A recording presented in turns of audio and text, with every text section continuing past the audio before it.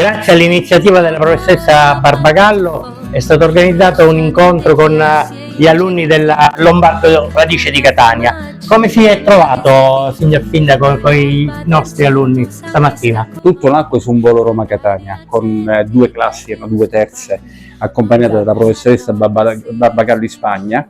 C'è stato subito un momento di piacevolissima conversazione che abbiamo deciso poi di trasformare in un successivo momento di confronto nella scuola.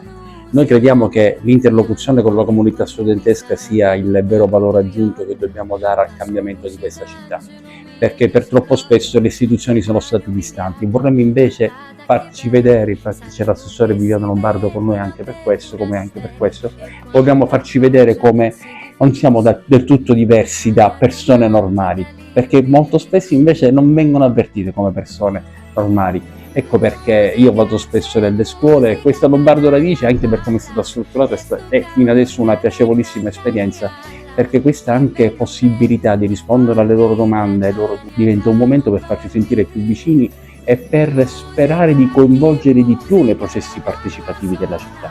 Io mi auguro che qualcuno di loro cominci a pensare: ma se mi candidassi al Consiglio Comunale, se anche io riuscissi a esprimere il mio punto di vista, già sarebbe un bel successo rispetto a un mondo, a una società in cui per troppo tempo si sono delegate le scelte agli altri, perché non ci siamo sentiti protagonisti. Adesso è il momento anche di far sorgere questo desiderio e quindi di stimolare la partecipazione attiva. Grazie a voi.